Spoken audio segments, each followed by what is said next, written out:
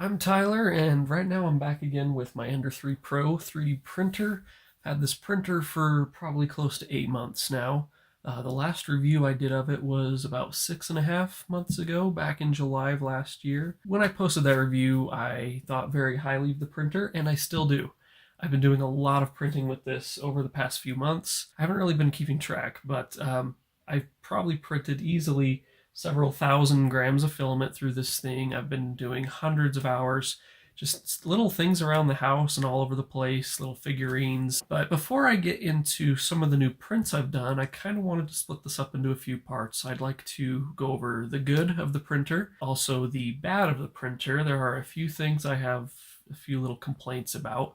But then after that, I'd kind of like to summarize my review and show off some of the prints I've done. Now, one thing I would like to add with this printer is this is going to be the final review that I do of the printer in its current state. Basically, it's exactly how it was out of the box.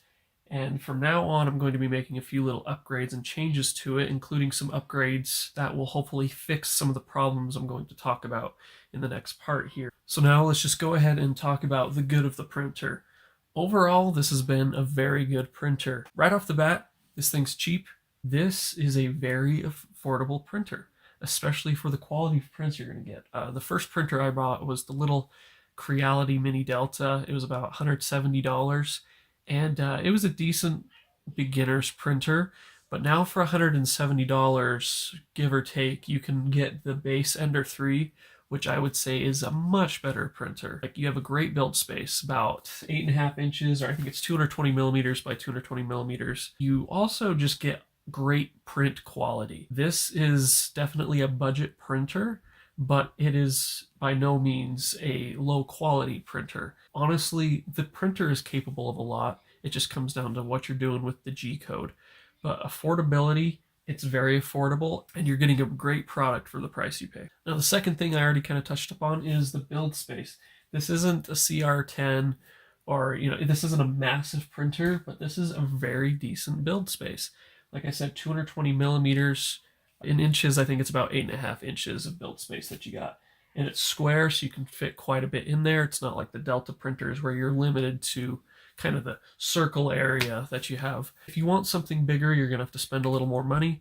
The CR10 is a great option. The Tevo Tornado, you're looking probably up closer to $300, $400, even $500 range for something bigger than this. I can't think of really many things where I haven't been able to print it because the build plate isn't big enough. The only thing that comes to mind is if you're into cosplay and you want to build or print huge models like pieces of armor and even helmets all in one solid piece. With this printer, you're probably going to have to print it in multiple pieces, glue it together, whatever. Probably the third thing I want to cover is the quality of the prints.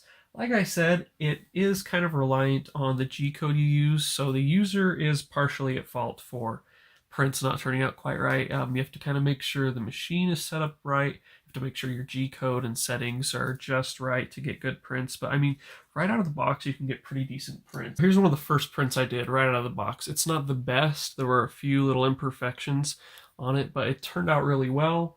The layers are not that noticeable. It's got great detail, turned out really smooth, not really many defects at all. That's right out of the box. This was another one of the earlier prints I did, this big Kirby here. All the layers turned out pretty great. It started to get a little bit messier towards the top, which you can't really see on camera. Just a little bit of bubbling, it seems like, but that could be the filament. I don't know if it's necessarily the printer's fault on that one, because all the rest of it looks great. But like I said, it all comes down to mostly settings, the filaments you're using. You can get some great quality prints. This is one of my favorite prints here. You can see it's just a little dragon. And this was done with a wooden filament, and it was a little bit messier than some of the others I've done. But I mean, for a $200 printer, you're going to get excellent prints out of this thing. Are you going to get perfect prints? Not quite. You can get pretty close with this print. This one did turn out a little bit messy, just because there's so much kind of branching and moving around. So there's lots of little bits hanging off that are kind of hard to see. But I mean, it's a good print. If this is just sitting on your shelf, kind of like I have with some of the others, it looks great. This thing prints excellent prints. especially for the price range. Again, if you go into this expecting beautiful, perfect, flawless prints right off the bat, you're going to be a little disappointed. Um, this isn't a high-end printer that can make flawless parts in one go. It's gonna take some tweaking, but you can get pretty dang close to perfect with this thing. Next, this is a pretty sturdy printer. A lot of the sturdiness does come from how well you assemble it. Again, this printer comes partially assembled, meaning a lot of the stuff you do have to kind of put together. So how sturdy and how tight everything is kind of depends on you as you're assembling it. If you assemble this correctly and kind of tweak it as you go, the way it's built allows for easy additions and mods. I've already made a few little additions here just with the feet and everything, and then also the back plate cover. So it's very easy to add to. It's just built very well. I like this printer. So kind of the final thing that I want to go over that isn't necessarily unique to this printer, but where this printer is so popular, there is a lot of support for it. Creality provides a lot of support for this themselves, but the community for this specific printer and 3D printing in general is excellent. This printer has so many reviews and tutorials, and there's forums all over the place. Like, if you get this printer and you have a question, or you run into a problem, or you want to do something specific with this printer, whether it be modding it or getting it to do something that maybe is a little tricky, there is so much support out there. There's resources galore with this printer. You're not alone with this printer. When I had my monoprice printer, there wasn't a lot of support for it by the company or by the community. It was very limited. A lot of, basically anything I wanted to do with that printer, I had to try and figure out myself. This printer is excellent because there's already a huge community in place for it. So overall, the good of this printer, it's very affordable. It has a great build size. It prints pretty dang well. It's got a great print quality. It's also built really well, pretty sturdy. The parts are, from what I've heard, almost always good, and they're pretty good about swapping out any defective parts. And then, of course, you have the extensive community behind this printer, so you always have support. It's overall, great printer. I still recommend it. However, I would like to talk about some of the issues I've run into with this printer. I still love this printer, but if you're going to get an Ender 3, Ender 3 Pro, there are a few issues you need to know about. They aren't necessarily issues for everyone, but they are issues that can pop up, and you kind of need to be aware that they are there and kind of know how to respond to them. So let's kind of go over what I got going on. Now, the first main issue, my build plate has warped. This has been kind of a common issue with the printers, and I kind of knew about it going in. Some people have their beds warped before they even assemble the thing, and some people get warped beds over time, and that seems to be what's happened with mine. Is when I first printed with this thing, it wasn't really as obvious of an issue, but as I've been using this over the past few months, it has developed a warp in the middle. The four corners and the edges are all pretty level with one another, but in the middle it dips, and it kind of seems to dip more like this, and it's a slight dip, but it's just enough to throw off some of my bigger prints. Noticed if I make prints that are smaller in the center of the printer, I can get them to work just fine, but that middle dip is enough to where when I level out the corners, it seems level, but then when it starts to print along the edges, it doesn't quite have anything to stick to, and it'll end up just kind of dragging it around in a circle and spiraling the plastic. It's hard to level this thing because if I bring it down enough that it can stick to the middle, then the edges get scraped up by the print head. So it's just a difficult situation. A glass bed, from what I've seen online, should fix the leveling issue. So if you get one of these printers and you're having trouble leveling and you notice you have a warped bed and you're just getting frustrated with it, probably the best option is to just upgrade to a glass bed, which is what I'm going to be doing probably in the next video right after this. And not only will that help provide a nice even surface for printing, but it also allows you to print at higher temperatures. And that kind of leads to the next bad thing I want to talk about. The magnetic bed is awesome. If you're printing just PLA and kind of lower temperature stuff, it works great. If you want to print with ABS, which I have not done yet, this is not the best option. From what I've heard, I haven't tried it yet myself, but when you're printing with ABS, you usually heat the bed up to around 100 C or so, maybe higher depending what you're doing. At those temperatures, the bed can actually become demagnetized, meaning it doesn't stick anymore and it can just kind of slide around, and it can ruin the bed. The magnetic bed isn't the best because it will become demagnetized. So that's another reason for upgrading to glass, is you don't have to worry about it getting screwed up by the high temps. You can print ABS no problem, which I will be trying once I upgrade to glass. Probably in the next video when I upgrade to glass, I'm going to try some ABS prints and see how it goes.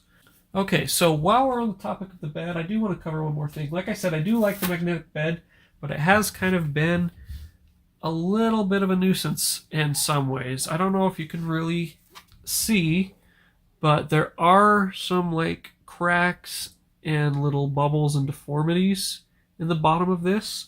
The magnetic build plate has warped in some spots, so there are spots on here that aren't even.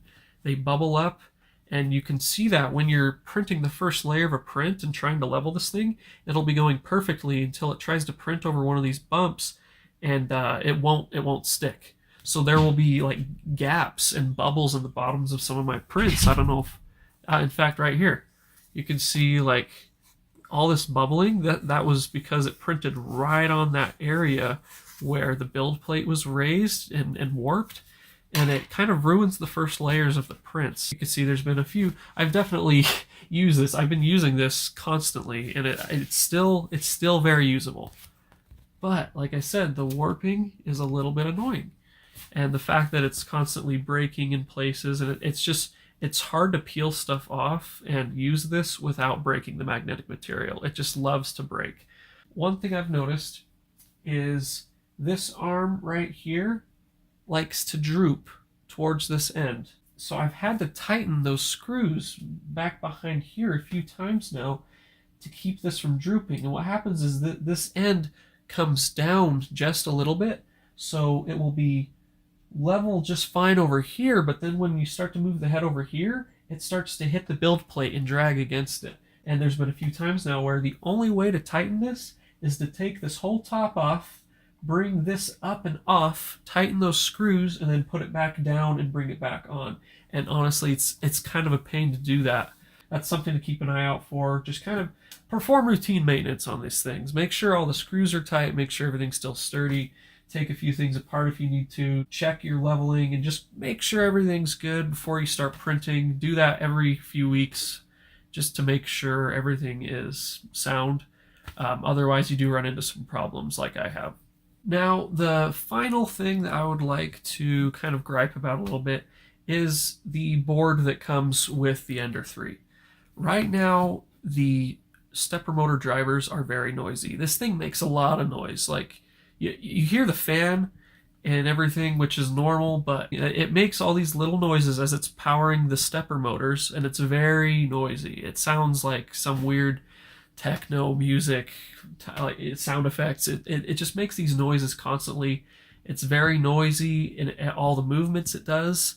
That's kind of one of the biggest problems. I have this thing in my room. If you just have a workspace where this thing is running and you're leaving it alone for most of the day, this honestly isn't a big problem. However, this is in my room, and a lot of my printing time I do overnight. So I'll start a long print and it will run while I'm sleeping, and it is very noisy. That kind of finishes up the main things I wanted to gripe about. They're not by any means experience ruining problems. The leveling is probably the biggest issue, like the bed warping. Now when I try to do bigger like plaques and prints where it uses a lot of the build space, leveling is a huge problem, and nothing sticks to the bed, and I've tried everything with this warped bed, so I'm hoping the glass bed fixes that. Other than that, very minor issues. I would say it doesn't ruin my opinion of the printer at all. It's a little bit annoying. It just requires a few little fixes, some that cost a little bit of money. But overall, I still love this printer, and I still very much recommend this printer. Now that we've gone over the review, I wanted to show off a few more things that I've printed. Probably one of the more useful things I've printed are these little shelf brackets. They look pretty cool. I'm actually using a couple of them on this shelf in the background here. These are some that I actually did recently. I had a bunch of candy laying around and needed some dishes, so I just printed some dishes, printed a little ocarina. It works somewhat, but I suck, so I'm not going to demonstrate. Another thing I've been experimenting with this printer is multicolor printing. So here you can see the first test I did to prove the concept. I printed 2 colors, one after another on here, and this is the Chep Cube, and it worked pretty great. So I've been experimenting with multicolor a little bit, had a few issues, but I was able to get this little Game of Thrones coaster printed out. So this was printed all at once. You got the white and then also the black on top all printed. So I'm going to be doing some more stuff with multicolor printing. Of course, you have these cool little eggs I've been printing mainly for stringing tests. I'm putting together a video that addresses just stringing. This printer handles stringing pretty well. A lot of it comes down to G-code, but I'm going to be talking about stringing a little bit. You can see kind of the difference between stringing on these. This one has all the settings turned on, this one has all of them turned off, and you can see there's a huge difference. So I'm going to be talking about that in a future video. Upgrades. This one's actually ready to go. I haven't installed it yet. This one just goes on the fan. It helps kind of break up the air and smooth it out. It just makes the airflow a little bit quieter. It does work. I just have to actually install it, but that just makes the power supply fan a little quieter. And then I also have, these aren't quite finished yet, but I do have some belt tensioners that I'm building here. It's all 3D printed except for the screw in the middle. I'm going to be installing these right here so I can manually tension the belts and adjust them as I need. So I'm going to be making a lot of upgrades and additions to this printer pretty soon here, between the 3D printed parts and then the purchase parts. And I'm really hoping to make this printer work like beautifully. I want this thing to run as best as I can get it to run. And I'm going to be doing that pretty soon, which is why I wanted to do this final review and talk about the printer before I made a bunch of changes to it. But thanks for watching. If you enjoyed the video, go ahead and subscribe. I'm going to be doing a lot more 3D printing videos here after I improve this thing. We're going to be adding stuff to it, printing new things, doing some new projects. So make sure to follow up on that.